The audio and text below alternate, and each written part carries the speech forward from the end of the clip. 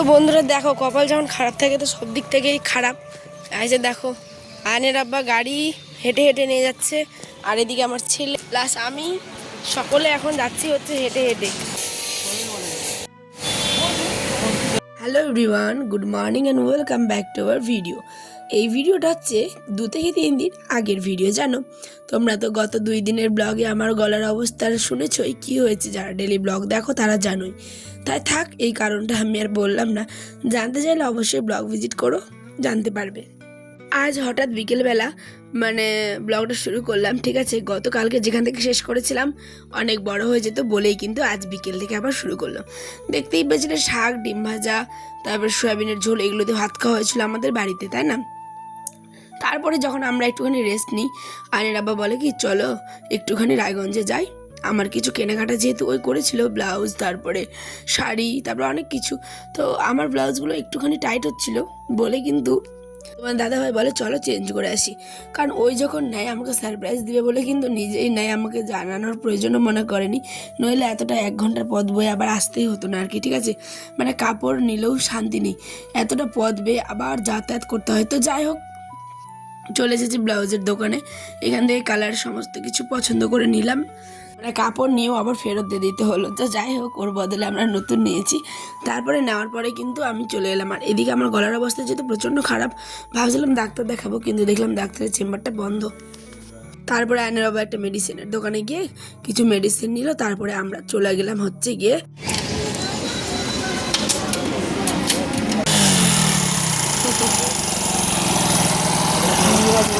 তো বন্ধুরা দেখো, কপাল যখন খারাপ থাকে তো সব দিক থেকেই খারাপ।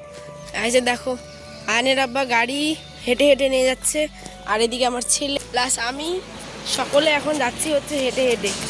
কারণ আমাদের গাড়ি খারাপ হয়ে গেছে, ঠিক আছে। সেই এই যে দেখো হেঁটে। মানুষের যেদিন ভাগ্য খারাপ থাকে সেদিন সত্যি খুবই ভাগ্য খারাপ থাকে। হুট করে রাস্তার মাঝে গাড়িটা খারাপ হয়ে যায়, ব্রেক যেটা আর কি ওরা কী যেন বলে, তো যাই হোক সেটাই আর কি পড়ে গেছিলো অতিরিক্ত টাইট থাকার কারণে। তো ওটাকে নর্মাল একটা গ্যারেজে নিয়ে যাওয়া হয়, কিন্তু ওই যে দাদাভাই চালিয়ে দেখছে, বলছে এটা আমার কাছে ঠিক হবে না। তো ওখান থেকে আমরা 10 টাকা জাস্ট দিয়ে, তো এদিকে দেখো বাজাজের যে শোরুমগুলো হয় সেখানে নিয়ে গেছে সার্ভিসিংয়ের জন্য। ওইখানে আবার 1 ঘন্টার মতো দাঁড়িয়ে থাকতে হলো। আমার পুরো এত শরীর খারাপ লাগছিলো যে কী বলবো। এখানে আয়ান তো চিপস খাচ্ছে, ও এনজয় করছে, কিন্তু আমার দেখো অবস্থা। এখন প্রায় বাজে 6:30 মতো বন্ধুরা। তো এখনও হয়নি, 6:30 বাজে, তো দেখার হয়ে গেছে। পুরো অন্ধকার হয়ে গেছে।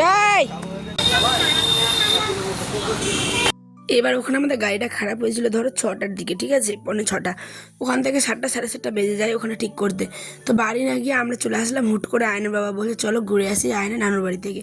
তো কি করব, রাস্তার মাঝখানে নিতে হলো একদম বড় একটা সিদ্ধান্ত। বললাম চলো যাই ঘুরে আসি। এখানে মিষ্টির দোকানে দেখো চাঁচল হোটেল ড্রিমস আছে, তারপরেই কিন্তু মিষ্টির দোকান। ওই মিষ্টির দোকানে কোনো মিষ্টি নেই।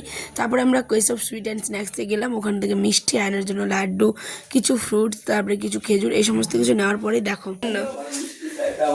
এ ঘড়িটা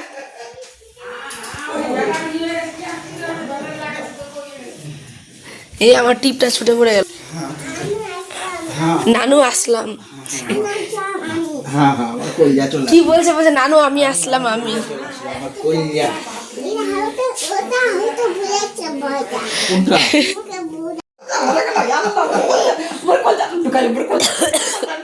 দুপুরবেলা খেয়েছে।